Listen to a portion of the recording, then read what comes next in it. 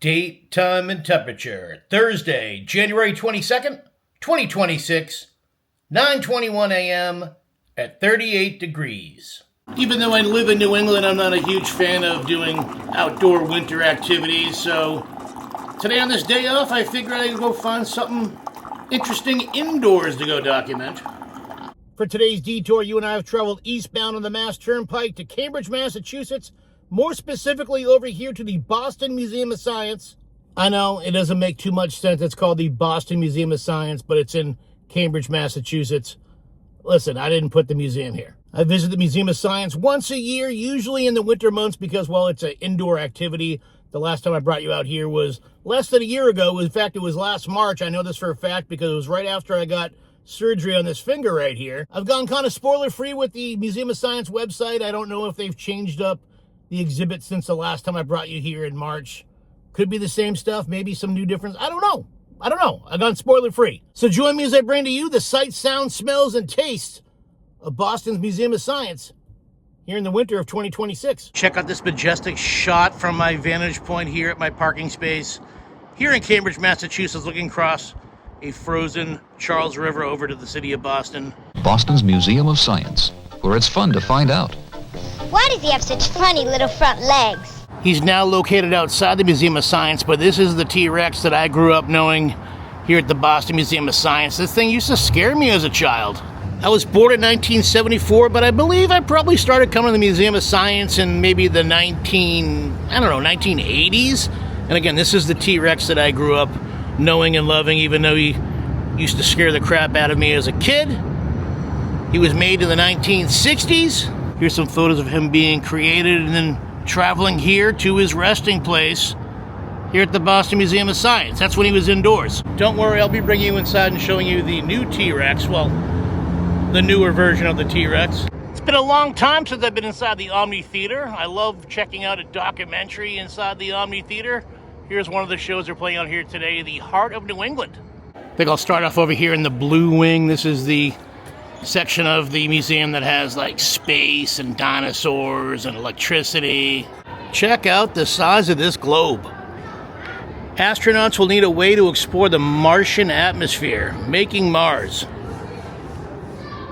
What's this, like a giant Jenga set? They'll need a way to exercise. Here's a replica of the NASA Apollo command module. It's fun to find out what it's really like in space. This is the captain speaking. Come in, Earth. Here's an inside look of the command module of the Apollo. Right here is a replica of the Mercury capsule. Got some information over here of the Mercury capsule. Getting humans to the moon. The missions. Here are all the missions right here. Apollo test flights, July 66 through April 68. Got Apollo 7, Apollo 8, Apollo 9, 10, 11, 12, 13, 14, 15, 16. It's crazy that the last person to step foot on the moon was back in 1972. That was like 2 years before I was born. No one's gone to the moon since 1972. The Mercury capsule isn't the only capsule that took astronauts to the moon. We also got a bunch of other capsules over here. Ground control to Major Tom. Over here they have an exhibit about living in space, current days. You got Skylab over there, the International Space Station, the Mir. And over here is a little showcase of the 12 people who have actually stepped foot on the moon. There's a photograph of the astronauts upon the Apollo 11. Over here is a copy of Life magazine from 1969 showing pictures of family members of those astronauts upon Apollo 11. Of course, those astronauts were the first astronauts on the moon. There's a picture of Alan Bean from Apollo 12. He was the fourth person to ever walk upon the moon. Got a few dioramas over here. I'm a huge fan of dioramas. Who doesn't like a good diorama? This diorama is supposed to be a lobster fishing village in the state of Maine, the year 1900. Over here is some bison, the Great Plains in the 1800s. You ever want to know what an African water hole in the 1950 looks like? Well, here you go. There's no year given over here for the pyramids in Egypt, but I do know that this diorama was built in 1950 specifically for the Museum of Science. The Donald McKay Shipyard, East Boston, 1852.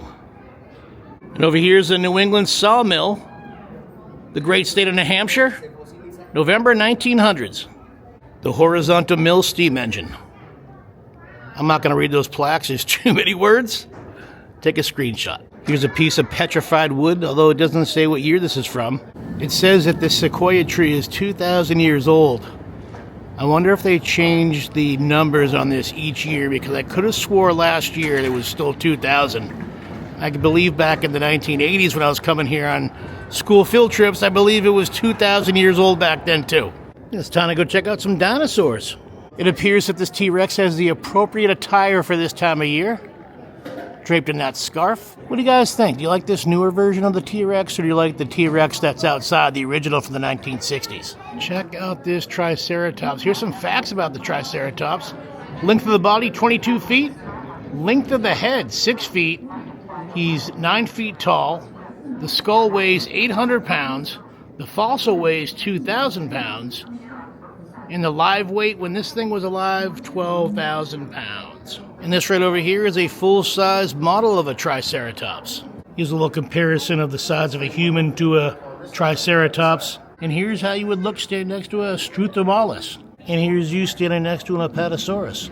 Here's a full-size replica of this dinosaur. I can't even pronounce the name. I'm not going to try. Okay, I'll try. Compsognathus. I think I nailed it. You ever wanted to see what an iguana looks like from the inside? Right here's a chicken. Seeing this right now, I'm definitely in the mood for a burger tonight and not some chicken tenders. Check it out here, the skulls of a T-Rex and a Gigantosaurus. We're just in time for the final electricity show over here in the Theater of Electricity. I love this room. It always reminds me of Frankenstein's laboratory.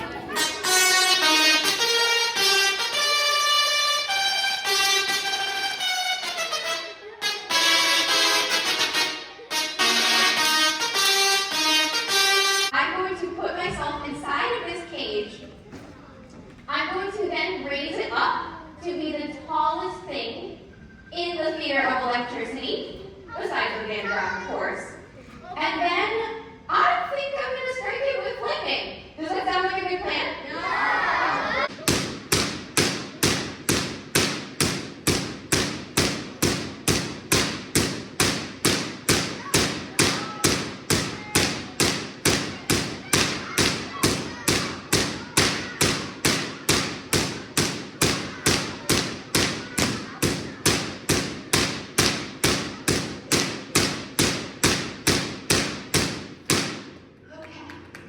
It is time for you to sit back, relax, if you can, and enjoy a symphony of sparks.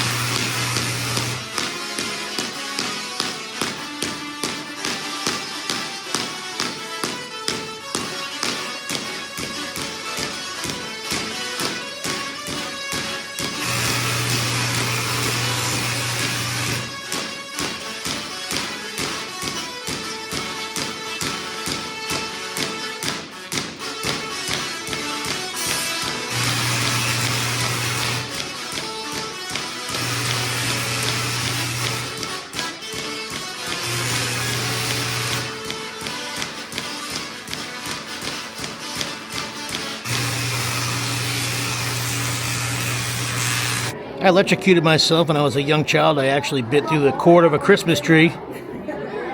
True story. Should we get electrocuted again? Nice. Except this time I didn't end up in the hospital and my parents' car didn't get stolen outside the hospital. Huh. Didn't think I'd be seeing this today. This is petrified lightning. This is actual lightning in petrified form. That's crazy. I don't think I've ever seen lightning. I mean, you know, petrified lightning. I think I'm going to exit this room immediately. I see the word math. I am terrible at math. It's why I stayed back in second grade. It's why I was in college for over 5 years. Oh, the old abacus. The Mobius band. This is a surface with only one side and one edge. What? This exhibit is demonstrating probability. Although I'd much rather play some Keno. What's keeping that ball from going in that hole? Science. You may be talking to your screen saying, Derek, what makes a steam engine go? Well, you're in luck. Here are all the parts of a steam engine. Few steam engine nerds out there. Why does the disc jump? I don't want to touch a lot of stuff. A lot of kids out here, and they probably got, you know, colds. It's cold season.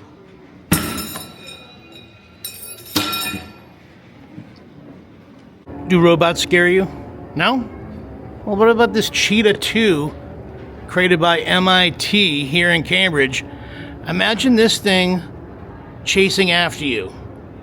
Would you be scared then? Oh, hello, Ponyo. Here's Spot. He was created by Boston Dynamics, which is right outside the city of Boston. Actually, Spot's out here on display. There he is right now.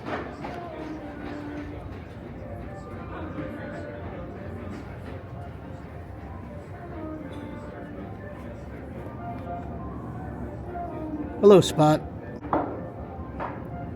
Oh, he's going back into his charging port. I was hoping he was going to climb some stairs. Oh, here he goes. I think he's going to climb up the staircase.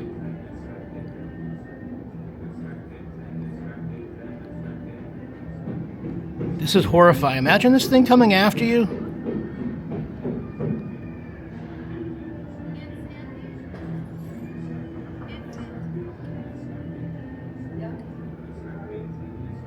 He's calculating the terrain, seeing if he can make it down. Look at this.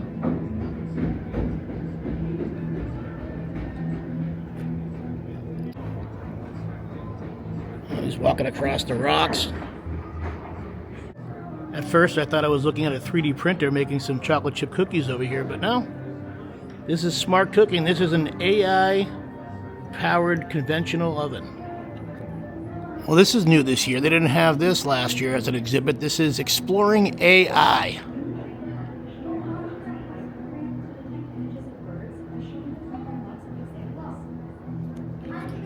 Showcasing Alexa. They have a robotic vacuum cleaner. It's real, man. I experienced AI at Wendy's a few weeks ago. I was there getting some food, and I wasn't talking to a live person.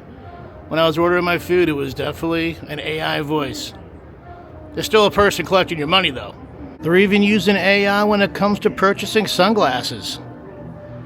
Retail companies are using AI to set optimal prices for their products in some cases. Prices are even tailored to the individual consumer. Now, this is what I call being smart. AI is assisting beekeepers monitor hives and bee health. Over here, they're showing how AI is assisting with improving agriculture and spotting wildfires and predicting the weather. And of course, with face recognition. AI is even assisting with improving traffic.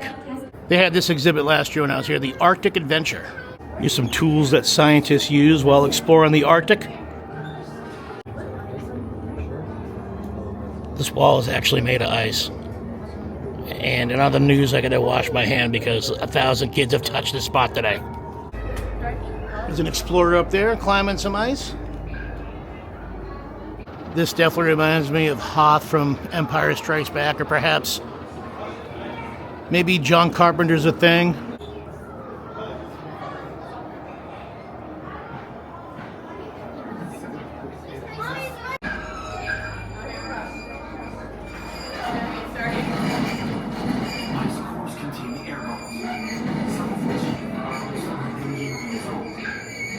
Examining the composition of the bubbles, scientists have learned how the planet has changed. One gas in particular tells us a lot about past climates: carbon dioxide. or CO2. In the atmosphere, CO2 absorbs heat radiated from the Earth that would otherwise escape into space, acting like a blanket, trapping heat underneath it. The more CO2 in the atmosphere, the bigger the blanket and the warmer the Earth. By measuring the CO2 sealed in air bubbles, we have charted its levels over hundreds of thousands of years. The level of CO2 tracks quite closely with the temperature.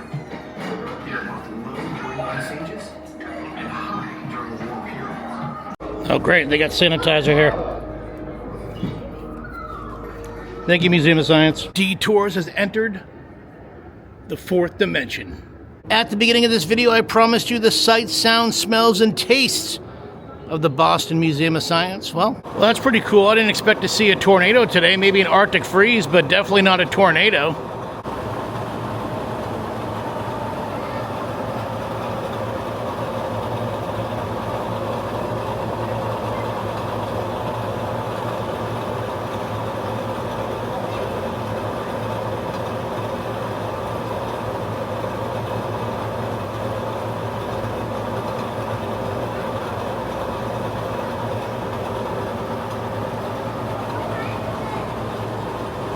What do you think? You guys getting dizzy? You have entered the Twilight Zone. I hear you guys. You're saying, D, can you show me a Godzilla-sized firefly? Something that Godzilla will be fighting, and maybe Godzilla versus Mothra or something. I don't know. There you go. Wow, here's a enlarged version of a common housefly. I haven't seen a fly this scary since Jeff Goldblum was the Fly. Oh, this guy looks like a pretty fun guy. Get it? It's a fungus. It's a fungi. Press the button to restart the plasma.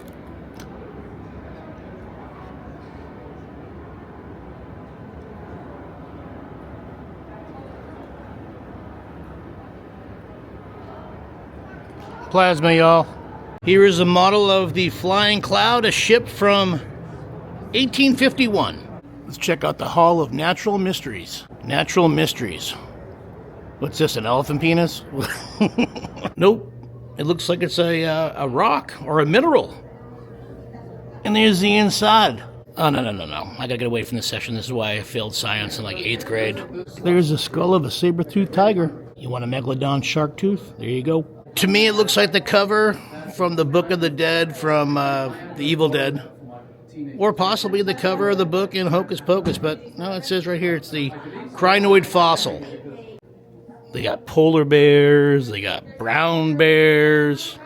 They say he's a Kodiak, but he looks like Baloo from the Jungle Book.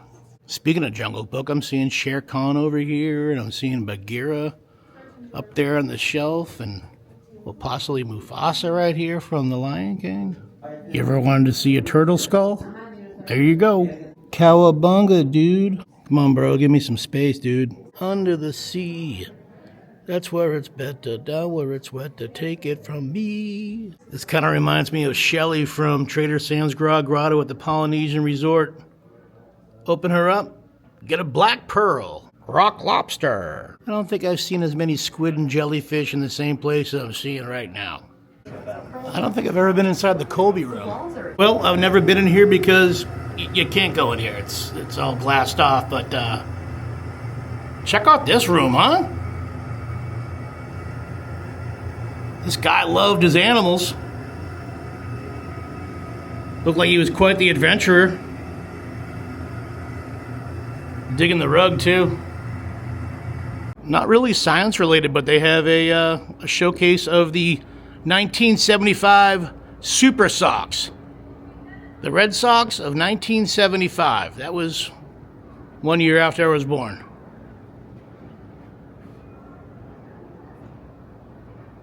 Pretty cool. All right, we checked out the blue wing. Let's go check out the green wing. The Green Wing is the home of the New England habitats. Looks like it's more dioramas. And like I already said, I'm definitely down for a good diorama. Over here we have the black bears of Wildcat Mountain in New Hampshire. I'm actually going to be bringing it to New Hampshire next week for the ice castles. The bare necessities of life will come to you. The white-tailed deer of Squam Lake, New Hampshire. Fun fact, I learned how to water ski on that very lake right there, Squam Lake. If you're a movie buff like me, Squam Lake also doubled as the body of water on Golden Pond. There's a panther out of Vermont. The shorebirds of Crane Beach, Massachusetts. As my friend Adam would say, Hitchcock would be proud. Here's the American moose out of Baxter State Park, Maine. But of course, I'm going to use the same joke every time I see a moose. Park's closed. Moose out front, should have told you. Nice beaver. The beavers of Green Mountain, Vermont. Hello, Green Mountain Coffee. I guess I didn't know it was from Vermont. The seabirds of Mount Desert Island, Maine.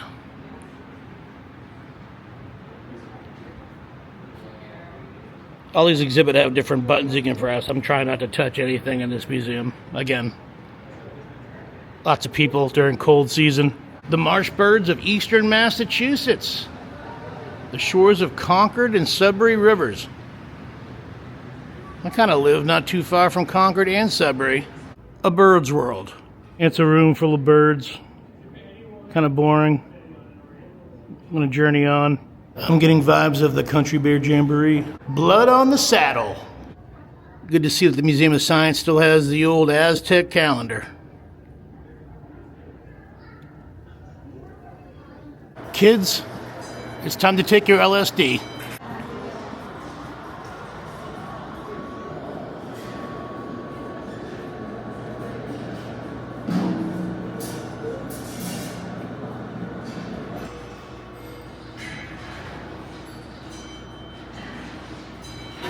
This sculpture over here always reminds me of the game Mousetrap. Remember Mousetrap?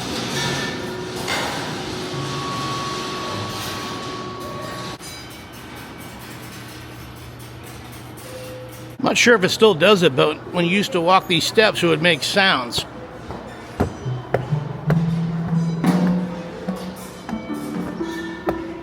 Yep.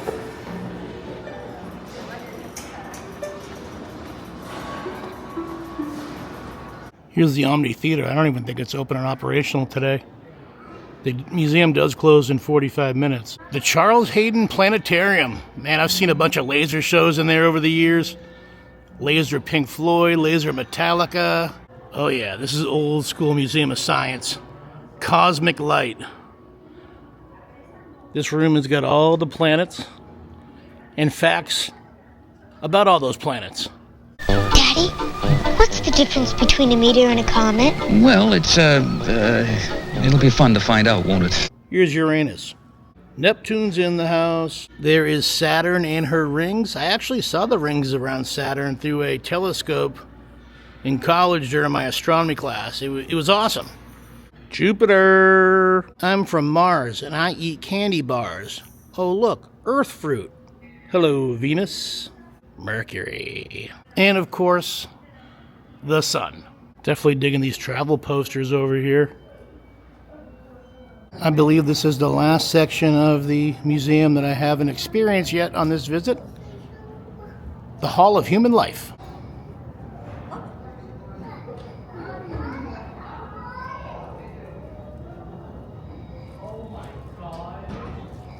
The Biogen Foundation Exploration Hub, also known as Jeffrey Dahmer's apartment.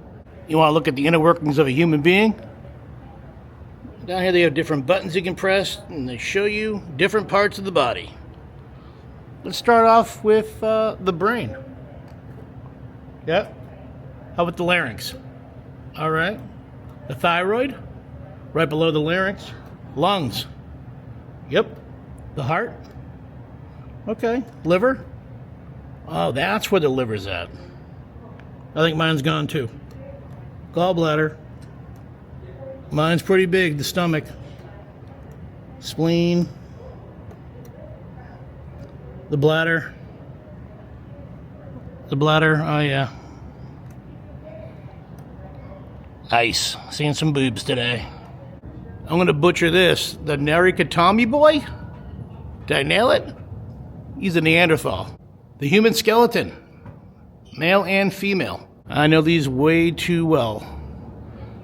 I had plenty of x-rays taken of my hand last year. Let's see. That's the finger right there. That's the finger I broke.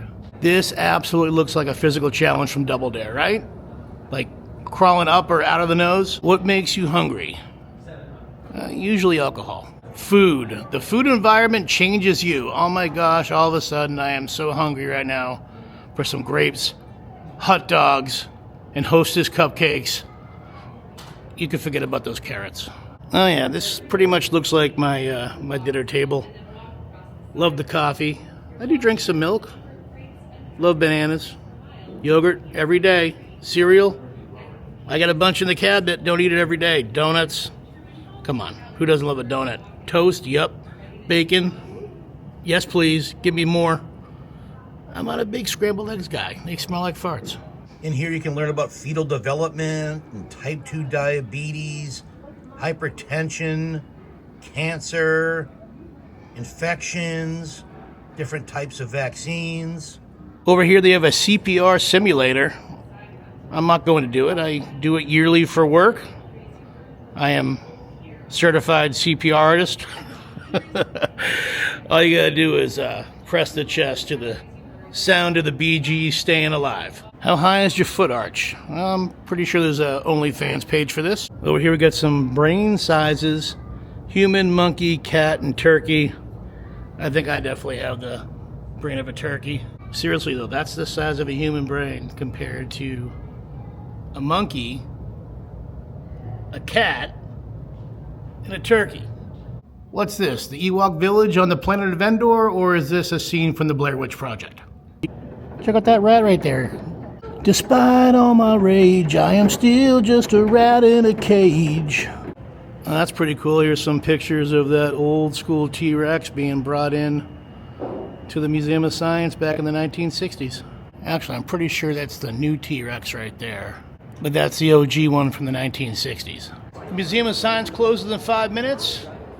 We don't have to go home, but we can't stay here. After all, it's 5 o'clock somewhere. And it's literally 5 o'clock here in Boston. Since I was in the city of Cambridge and Wusong Road Tiki Bar is in the city of Cambridge, I made the executive decision to come over to Wusong Road.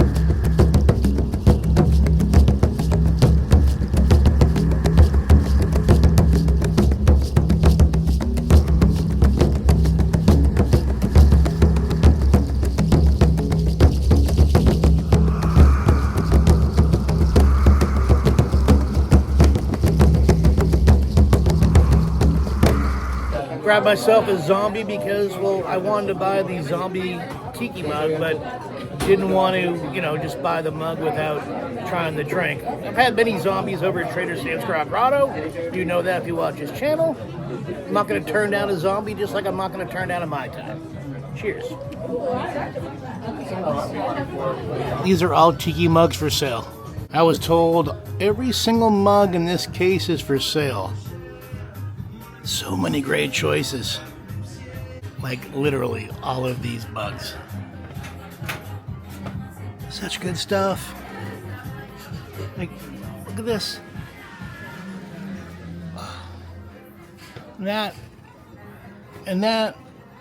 Oh, I'm digging these mugs. Check it out, Santa surfing. I've been sat downstairs, but I'm going to show you the upstairs. Here to Wusong Road. This is what I was introduced to when I first came to this amazing tiki bar. Check these guys out.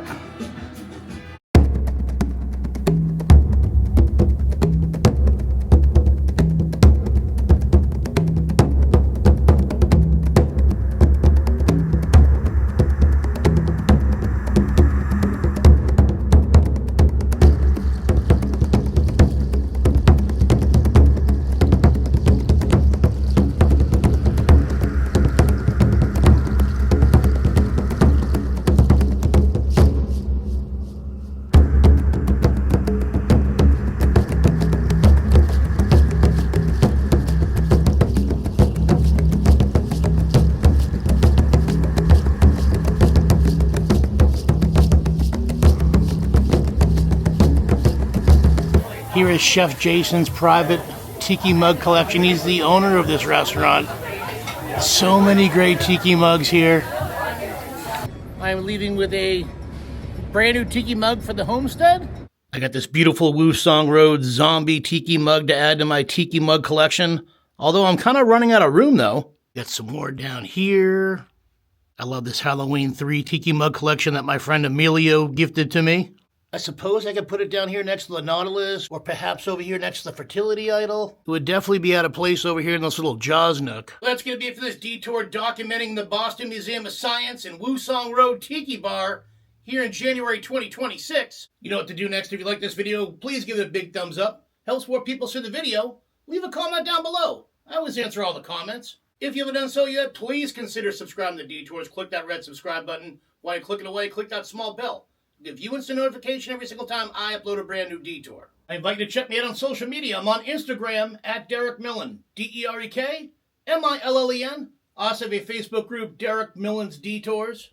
I gotta give a big thanks and a shout out to those detour viewers that help support the channel financially by donating to my Patreon page. Big shout out to Karen O'Reilly, Steve Davis, C. Marie, David Goldman, Matthew Harton, Megan Milliman, Stephen Brady, Emilio Flores, Danielle Benedenti, Jeff Knutson, Hubie Dubois, Mac Mallow, Brian Dugan, Ron Crocker, Ben Smith, Senior U-Team, Bitchy Witch and Spooky, Jonathan Shealy, Joel Riendo, James Himmelman, Tenacious Day, Girl Meets History, Runty and Mr. Beanie, Joe and Stacy, Steve White, Bill Lutz, Richard Clacka, Zombie Joe, Keith and Don Gagne, John Bryson, Taylor and Courtney Wingard, Jenny Cooper, the Pierce family, John Nelson, John and Mel, Jesse DeStasio, Renee Gunther, Dan Hanlon, Michael Hawk, Melanie Ramos, David Frenger, Shaz and Simon Birmingham, Deshaun and Jackie Hawkins, Brian Turco, Michael Vashella, the Rebecca Sniffen family, Tom Phelan, Jorge Lopez, Will Lewison, Trey and Ginny, James Cooper, Pantelis Jargalos, Alexandra and Frank, the Deans, Juan and Lenny Martinez, Misty Dawn Wagner, Lori Schoenhard, Danielle Burns, Devin and Shannon Gores, Michael, Kristen, Sophia, Shanthan Jetty, Nene H., Bree, No Page Unturned, Jeremy Green, Phoebe Donofrio Rawls, and thank you to the newest Patreon subscriber, my good friend Justin. Thank you all so much for your generous donations, and thank you for digging my content that much that you want to help support the channel financially. You guys are the best viewers. I wish you a happy, a healthy, a safe, and a wicked fun 2026. And as always, thanks for watching, and I'll catch you on the next detour.